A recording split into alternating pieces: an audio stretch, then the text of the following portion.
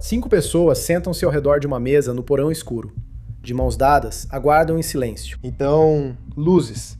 Pequenas no começo, ficando mais brilhantes, movendo-se de forma intencional. Objetos aparecem do nada, sólidos, reais. Então vieram as vozes. Os experimentos de Skoll duraram 5 anos, 500 sessões. O grupo fez afirmações ousadas, contato com os mortos, seres de outras dimensões, vindos de além do tempo. Cientistas e céticos profissionais foram convidados para assistir. Eles viram os objetos e as luzes. Eles ouviram as vozes. Os seres tinham um aviso. Mas o aviso não era para os cientistas. O aviso era para nós.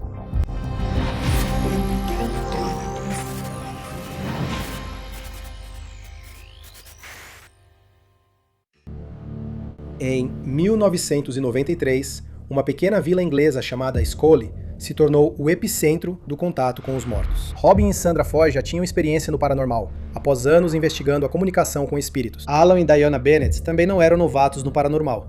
Juntos, formaram o grupo experimental de Scully. O laboratório deles era um simples porão sobre uma casa de fazenda do século XVII, chamada Street Farmhouse. Paredes de pedra, teto baixo, sem janelas, sem poluição luminosa, sem interferência externa. Eles sempre trabalhavam na escuridão total, não para impressionar, mas pela ciência. Eles acreditavam que os espíritos só apareceriam em uma câmara de isolamento perfeita. O grupo não usava ferramentas tradicionais para falar com os mortos. Nada de Ouija, tarô, truques ou adereços. Só uma mesa de madeira e uma sala vazia. Todos usavam pulseiras brilhantes para que fosse possível ver sempre onde estavam suas mãos, sem chance de truques. Nas primeiras sessões, eles passavam horas sentados no escuro, esperando, conversando, às vezes cantando, tentando elevar as vibrações. Semanas se passaram sem resultados. Então algo mudou. O ar ficou carregado. A eletricidade estática fazia a pele deles formigar. A temperatura caiu de repente, 8 graus em 5 segundos. Então uma voz falou diretamente com eles. A voz se identificou como Manu, mas Manu não era um espírito humano. Ele era uma entidade de outro lugar. Manu disse que liderava uma equipe de comunicadores, cientistas, filósofos e técnicos. Todos haviam morrido há décadas ou séculos. Eles se autodenominavam a equipe de muitas mentes e tinham a missão de provar que existia uma vida após a morte. Eles forneceriam 3 tipos de evidências: físicas, fotográficas e de áudio, que cientistas e especialistas poderiam verificar e estudar. Mas a equipe de muitas mentes precisava acumular energia primeiro, sessão após sessão, camada sobre camada. Nas primeiras sessões, pequenas luzes surgiram, minúsculas como vagalumes no início e depois mais brilhantes. Elas se moviam de forma intencional. Respondiam perguntas com flashes, soletravam palavras com padrões. O grupo viu o que médiuns descreveram por séculos, mas isso era diferente. Isso era controlado. A equipe de muitas mentes deu instruções específicas. Mesmo horário, mesmo porão, as mesmas 4 pessoas. Sem mudanças, sem visitantes. Ainda não. Eles construíam um campo de energia delicado, e qualquer interrupção podia arruinar meses de trabalho. Todos precisavam seguir as regras à risca. Robin Foy mantinha anotações detalhadas de tudo. Horário, temperatura, pressão do ar, cada luz, cada som, cada mensagem. Os 4 de Skoll não estavam apenas vendo coisas estranhas, eles estavam mapeando tudo cuidadosamente. A ciência precisava de provas. Os espíritos prometeram provas, e eles cumpriram. Na 6ª sessão, uma luz apareceu acima da mesa. Na 7ª sessão, ela se divide em 3. Na 12ª sessão, dezenas de luzes dançavam no porão, movendo-se juntas, respondendo aos pensamentos, tocando rostos, tocando mãos, testemunhado pelas 4 pessoas simultaneamente. Finalmente, a equipe de muitas mentes começou a enviar objetos sólidos para o nosso mundo. Artefatos de metal, moedas antigas, pequenos cristais com marcas estranhas. O grupo de Scully queria mais provas. Os espíritos aceitaram o desafio, encerrando a sessão com uma instrução simples. Eles disseram: amanhã, traga uma câmera.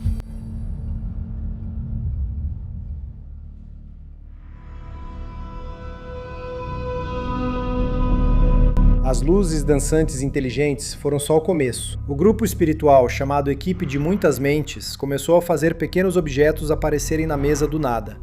Pedras, cristais, moedas antigas. O grupo nunca sabia qual objeto surgiria, mas cada item tinha um propósito, uma mensagem, às vezes escrita no próprio objeto. Numa sessão, surgiu um medalhão de latão. Por dentro, parecia estar vazio, até ser colocado sob o microscópio. 3 palavras simples estavam gravadas com uma precisão impossível. Dizia, unindo 2 mundos. Depois vieram as fotos. A equipe de muitas mentes disse ao grupo Scully para trazer pacotes lacrados de filme Polaroid e mantê-los lacrados. Os espíritos forneceriam evidências fotográficas da vida após a morte. E foi assim que funcionou. No escuro total, uma câmera Polaroid vazia era colocada sobre a mesa. Alguns segundos depois, a câmera levitava vários pés no ar. Flashes surgiam ao redor da câmera, enquanto ela flutuava lentamente para baixo. Depois, alguém colocava um novo filme e tirava uma foto. O grupo de Scully via as fotos surgirem em tempo real. Uma mostrava um homem desconhecido. A foto veio com uma mensagem.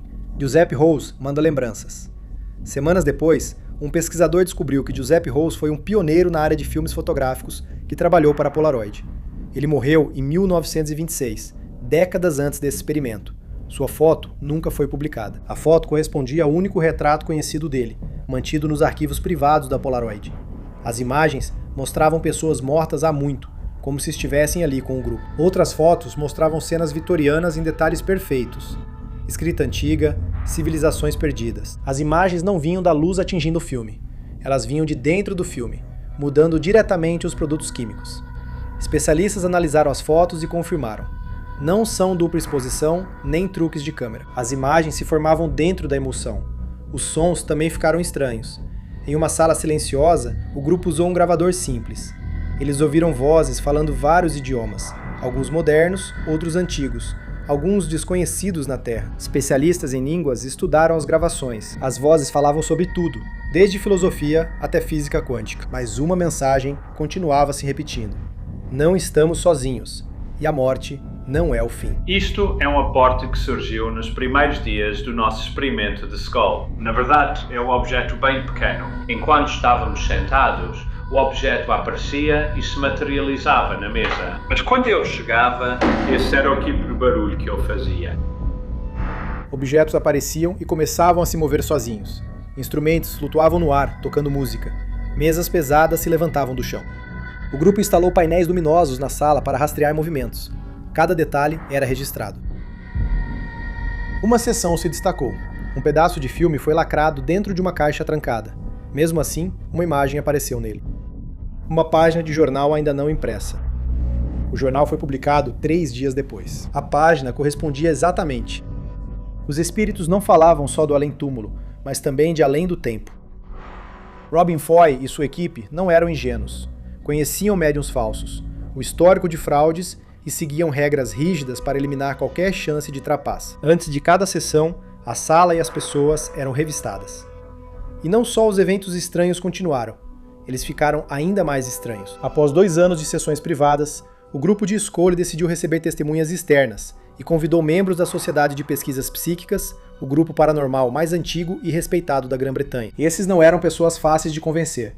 A SPR é composta por cientistas, professores e céticos profissionais. Vieram esperando encontrar fraude. Em vez disso, eles encontraram provas.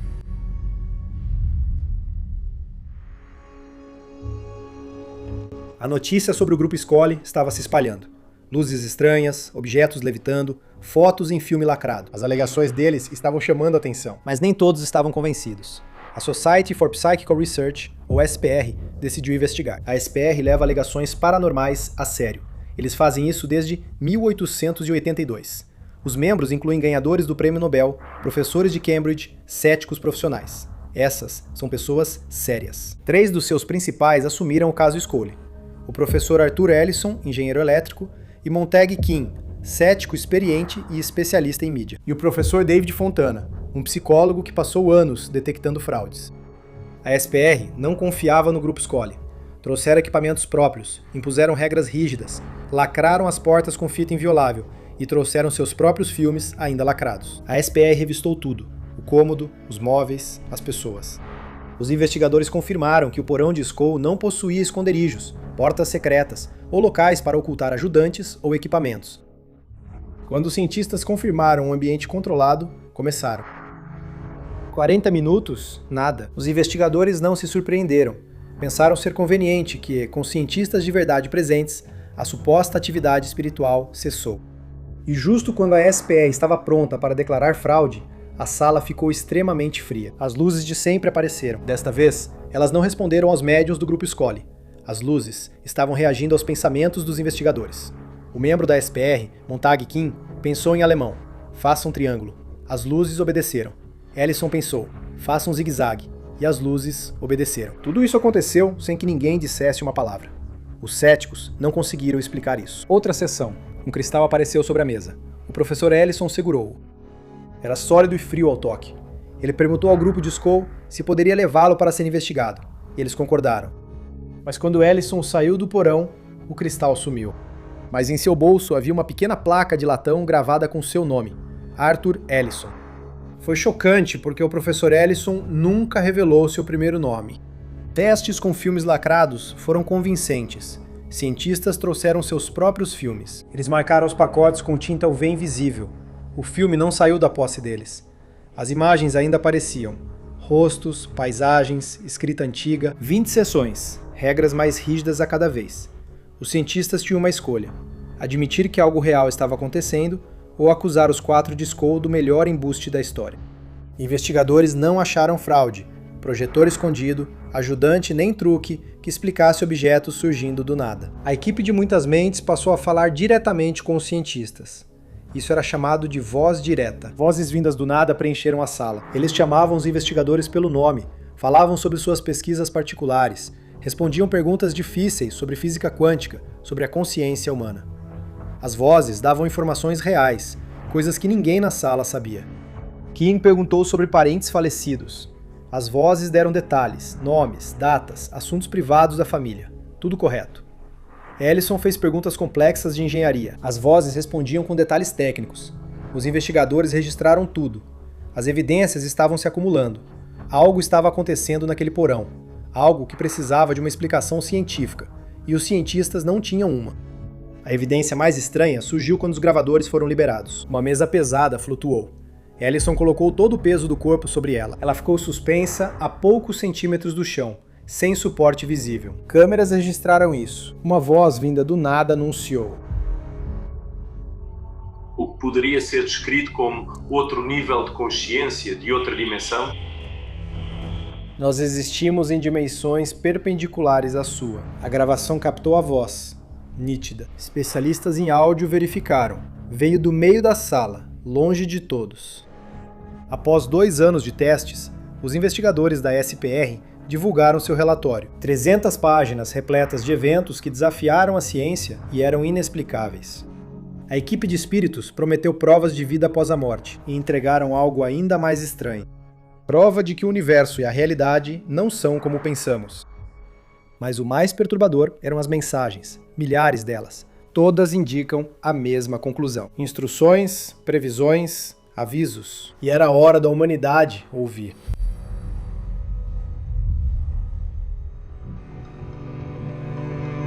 Por mais de 5 anos, os espíritos da equipe de Muitas Mentes enviaram milhares de mensagens, algumas pessoais, a pessoas específicas na sala. Mas a maioria era para todos nós. Uma história clara começou a se formar. Nosso planeta está à beira de uma grande mudança. Os espíritos disseram que consciência é mais do que percepção. É mais do que neurônios disparando em seu cérebro. Consciência é a própria realidade. Porque a consciência é a realidade. Não existe morte como conhecemos. Nós vivemos e morremos, mas a consciência continua a evoluir. Muitas religiões compartilham a ideia de que passamos pouco tempo na Terra e depois levamos nosso aprendizado para a consciência universal. Nosso episódio sobre o processo Gateway mostrou que as Forças Armadas dos Estados Unidos estudavam esse conceito no Instituto Monroe. O relatório militar era muito parecido com a mensagem que estava sendo transmitida pela equipe de Muitas Mentes. Os espíritos disseram que nossa percepção tem muito mais potencial. Nós enxergamos 3 dimensões. Eles falaram de pelo menos 7. A principal mensagem deles era sobre uma grande mudança de frequência e energia que ocorrerá na Terra, chamada de ponto de cruzamento. Eles afirmaram que essa mudança alteraria as mentes humanas. Novas habilidades despertariam: telepatia, visão remota, acesso direto ao conhecimento. Os experimentos de Scully preparavam algumas pessoas para liderar. Os espíritos instruíram sobre lidar com a mudança, meditação, sintonia com a nova frequência e enxergar além do físico. Eles destacaram viver em harmonia com a natureza, sem conflitos. As mensagens deles pareciam ideias espirituais antigas, mas também incorporavam ciência, matemática avançada, física quântica. Eles até enviaram planos para criar dispositivos para ajudar na comunicação entre mundos. Um dos projetos era um rádio de cristal modificado, que utilizava germânio, um metal raro, e um semicondutor. A ideia era captar vozes de espíritos com o cristal e enviar o áudio direto ao gravador de fita, sem microfone. Os investigadores analisaram os planos. A ciência parecia interessante, talvez possível. Inventores tentando falar com mortos não é novidade. Thomas Edison e Nikola Tesla criaram dispositivos para isso. Tesla acreditava que seu rádio espiritual funcionava, mas os avisos dos espíritos eram os mais perturbadores. Previram caos político, colapso social e catástrofe climática. A humanidade não estava alinhada com a energia da Terra.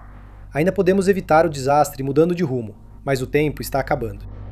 Em 1996, a equipe espiritual mencionou algo novo: contato com inteligências não humanas sem forma física. Entidades interessadas no desenvolvimento humano, mas que existem em dimensões além da nossa compreensão. Esses seres foram descritos como observadores e guardiões.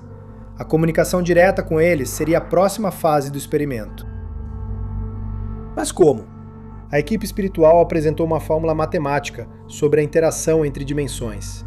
Quando Fontana mostrou isso a especialistas em física quântica, eles confirmaram que era um modelo de entrelaçamento quântico inédito. A fórmula usava símbolos científicos que só surgiriam 2 anos depois. Ou os espíritos estavam vendo o futuro, ou estavam ajudando a criá-lo. Os cientistas da SPR anotaram as mensagens. Eles ficaram preocupados. As previsões sobre o clima, política, todas eram assustadoramente precisas.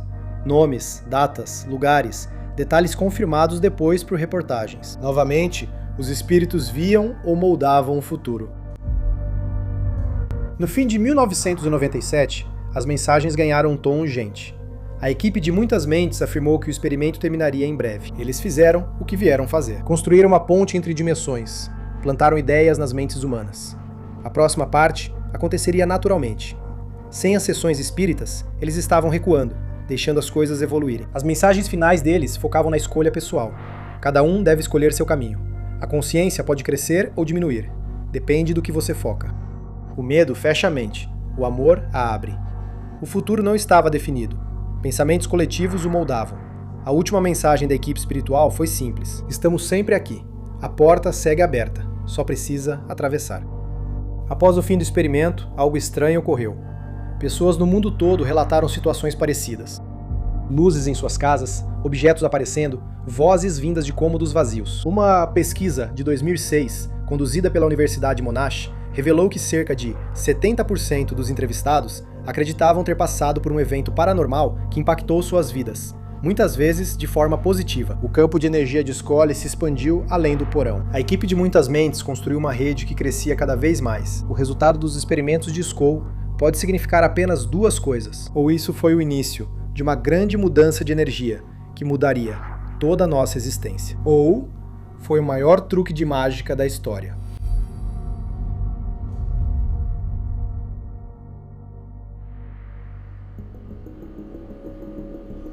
O que de fato ocorreu naquele porão inglês?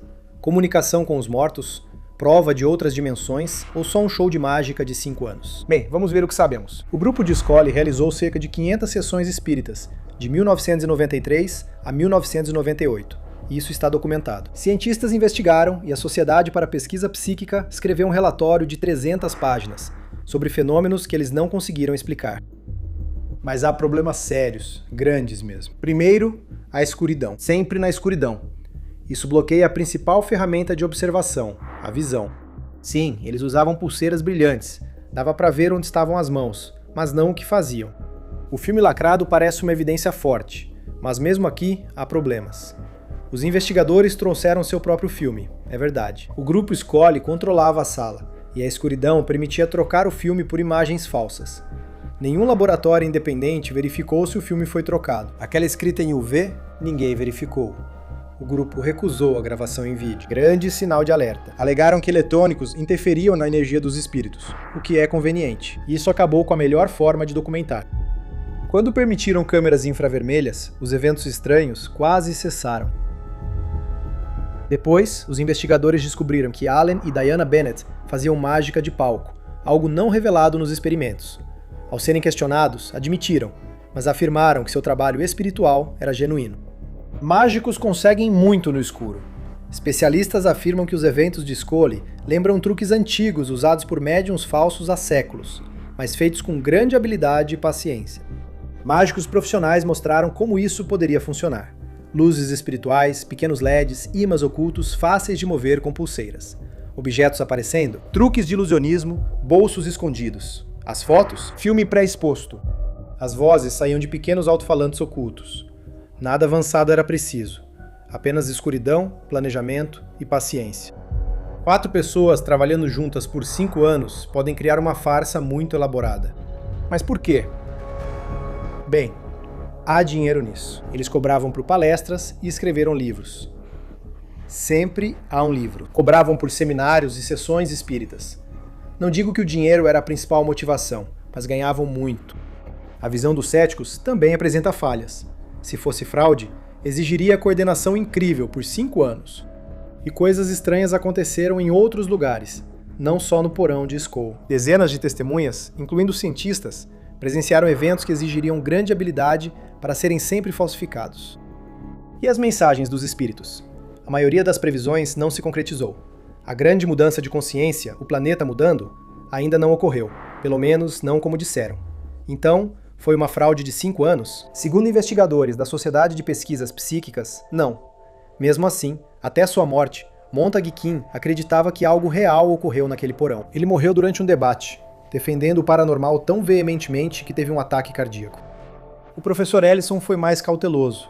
Admitiu presenciar eventos inexplicáveis, mas não afirmou que envolviam espíritos, e disse não ter encontrado indícios de fraude. O professor Fontana também ficou impressionado, e também hesitou. Ele não conseguiu explicar o que vivenciou, mas não achava que isso provava a vida após a morte. A principal pista pode ser o que ocorreu após Scully. Se a equipe de muitas mentes criou uma rede espiritual, deveríamos ver mais provas. Deveríamos ver provas por toda parte.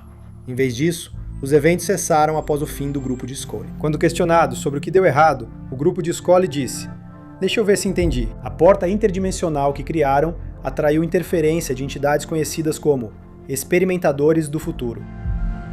Dizia-se que essa interferência violava leis de espaço e tempo, levando a equipe espiritual a sugerir o fim das sessões para evitar novos distúrbios." Essa é uma citação. Essa explicação parece conveniente demais. Eu acho que os experimentos de Scully foram 4 amigos encenando um show de mágica macabro.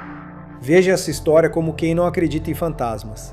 Reconheço meu viés, mas não posso provar que estavam fingindo. Ninguém conseguiu, e muitos tentaram. Pode não haver evidências de fantasmas, mas há evidência de que muitas pessoas tiveram experiências positivas quando participaram de uma sessão espírita em Scully. Temos depoimentos em vídeo de várias testemunhas descrevendo esses eventos incríveis e transformadores. Alguns se sentiram reconectados com entes queridos que haviam perdido, enquanto outros afirmam que espíritos curaram suas doenças. Será que tudo isso estava apenas na cabeça deles? Eu acho que sim. Mas o que importa, minha opinião? O grupo de Scully confortou centenas. Será que meu ceticismo vale mais que a experiência deles? Eu não acho. Algumas pessoas ficaram tão felizes que saíram chorando da sessão. Eu não tenho o direito de tirar essa alegria de ninguém. Ninguém tem. E não deixe ninguém tirar a sua. Permaneça fiel, mesmo que pessoas como eu continuem céticas.